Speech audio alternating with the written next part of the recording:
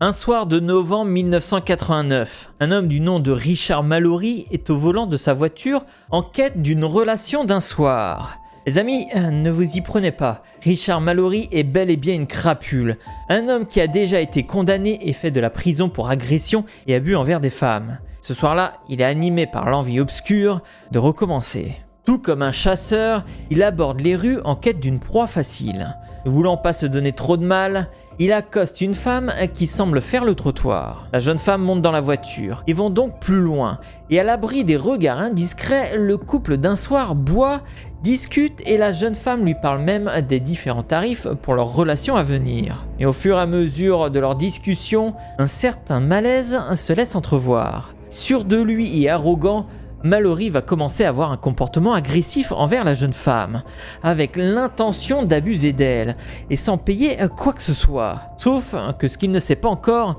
c'est qu'il est tombé sur bien pire que lui, puisqu'à côté se trouve Aileen Wuornos, l'une des plus célèbres tueuses en série des États-Unis. Aujourd'hui les amis, je vous propose une épopée dans le côté sombre de l'Amérique. Une histoire incroyable puisque nous allons nous plonger dans la tragique vie d'Aileen Wuornos. Un parcours dramatique, traumatisant qui ne peut laisser insensible.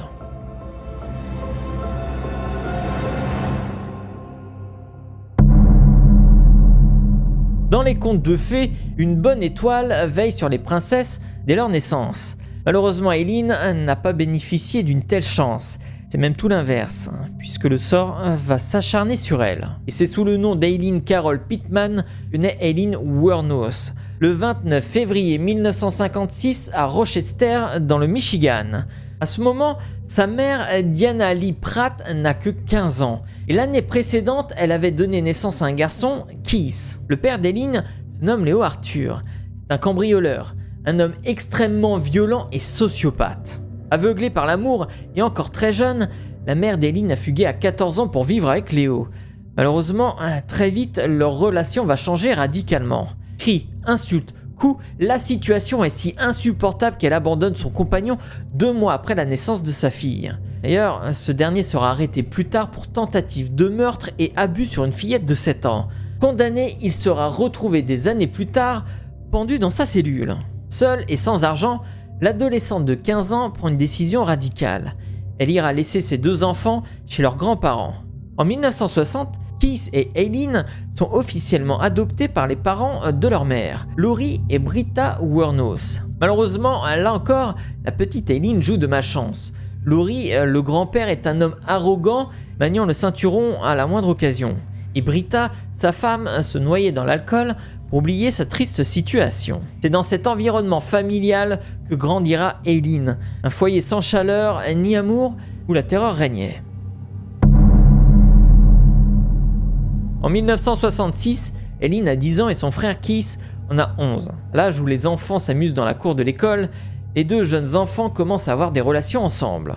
À 11 ans, Aileen commence aussi à avoir des relations avec des gamins du quartier, en échange de bière, de cigarettes ou encore d'argent. Assoiffée d'amour et de reconnaissance, elle espère ainsi s'intégrer et se faire de vrais amis. Mais très vite, sa réputation sulfureuse lui valut un surnom, le surnom de cigarette pig, c'est-à-dire la cochonne aux cigarettes. Les garçons et même les hommes de son quartier se servaient d'elle et la ridiculisaient. D'ailleurs, elle dira aussi plus tard que son grand-père avait abusé d'elle. Pour oublier tout cela, la jeune Aileen se noie dans l'alcool et les drogues. Et quand elle n'a pas assez d'argent pour subvenir à ses dépenses, elle vole dans les magasins. D'ailleurs, son frère n'est pas mieux loti. À 12 ans, il est accro à l'héroïne et vole pour pouvoir acheter sa drogue. Si jeune, mais déjà livrée à elle-même, Aileen n'a pas pleinement conscience des répercussions de ses actes. Et 3 ans plus tard, elle essuiera un terrible coup du sort. À 14 ans, Aileen tombe enceinte. Ses grands-parents, c'est la déchéance. La jeune fille affirme avoir été abusée, mais personne ne la croit. Ni une ni deux, ils l'envoient dans une maison pour jeunes filles à Détroit. Sur place, elle se montre agressive et peu coopérative avec les autres résidents, ainsi qu'avec les équipes d'encadrement. Et après une grossesse solitaire, Aileen accouche d'un enfant en bonne santé. Mais tout ce qu'elle sait de lui, c'est qu'il s'agit d'un garçon, puisqu'il lui sera immédiatement enlevé pour être adopté. De retour chez elle, et quelques mois plus tard, sa grand-mère décède d'une cirrhose. Après toutes ces années, l'alcool a eu raison d'elle. Et ça, c'est l'occasion qu'attendait le grand-père pour chasser Keith et Aileen de sa maison. Alors qu'ils n'ont que 15 et 16 ans, le frère et la sœur se retrouvent à la rue, livrés à eux-mêmes.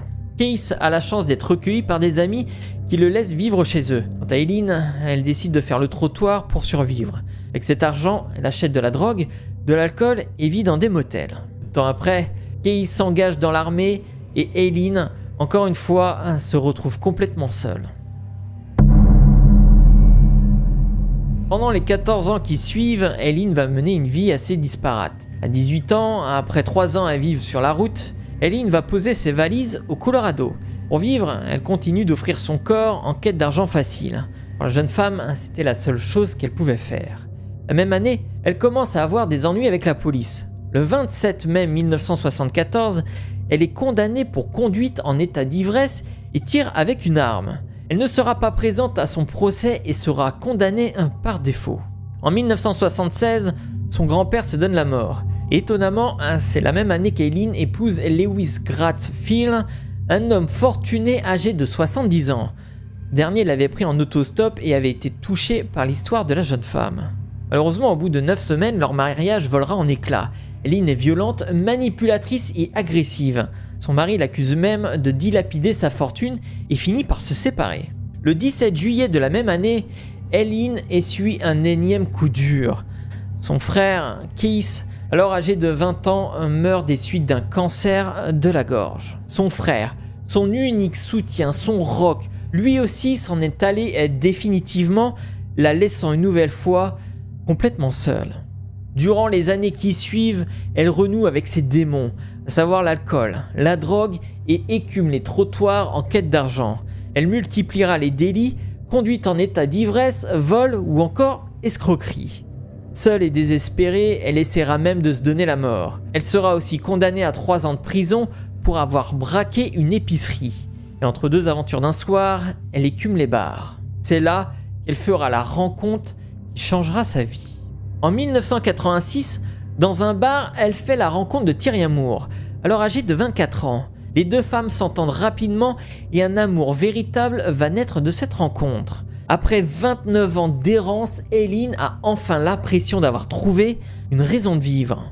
Le couple vit de façon nomadique, bouge d'un endroit à un autre, vit par moments chez des connaissances ou de motel en motel. En journée, Thierry a fait des petits boulots, tandis qu'Eileen, une fois la nuit tombée, arbore les routes en quête de relations tarifiées. Les fins de mois sont parfois difficiles, mais les 2 femmes profitent de chaque moment passé ensemble. Le 30 novembre 1989, Richard Mallory, 51 ans, écume les rues à la recherche d'une belle de nuit. Le truc, c'est que Richard Mallory n'est pas un inconnu auprès des services de police, puisqu'il a déjà été arrêté pour agression envers de jeunes femmes. Il s'arrête près d'Eileen, qui monte dans son véhicule, allant se garer plus loin et à l'abri des regards indiscrets. Le couple d'une nuit boit et discute sur le montant que devra dépenser Richard sur leur relation du soir. Et voilà, il est en réalité agressif dans son attitude et ses propos, et goûte moyennement l'envie de débourser le moindre argent. Pour lui, Eileen n'est rien qu'une femme qui fait le trottoir et a peu de considération pour elle.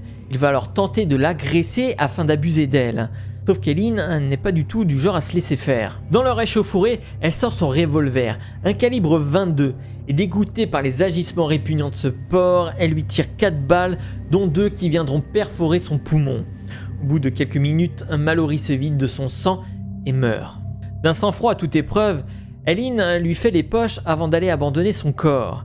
Et au volant de la voiture de Mallory, elle rentre rejoindre Tyria. Ce soir-là, elle lui avoue tout de suite qu'elle a abattu un homme en état de légitime défense. Comprenant, Tyria de son côté essaye de tout faire pour qu'Eileen arrête ses activités nocturnes. De ce fait, Eileen essaye bien tant que mal de trouver du travail. Seulement, étant peu qualifiée et avec un casier judiciaire, aucun employeur ne voudra d'elle. Et après plusieurs mois et continuant leur vie de nomade, l'argent est toujours aussi difficile à trouver. Et n'ayant pas trop de choix, elle décide de faire, ou du moins de refaire ce qui lui a permis de récolter le plus d'argent. Après tout, si elle tue, c'est qu'ils l'ont bien mérité. Donc que des porcs qui n'hésiteraient pas à faire du mal à des femmes. Et en l'espace de 6 mois, elle tuera 5 autres hommes. Et toujours de la même façon.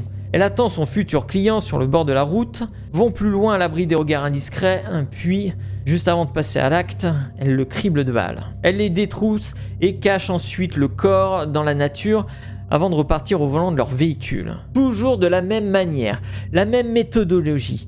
Il n'y a pas de doute possible, la police en est sûre, il y a un serial killer dans le coin. Le 4 juillet 1990, les deux jeunes femmes sont au volant de la voiture de Peter Sims.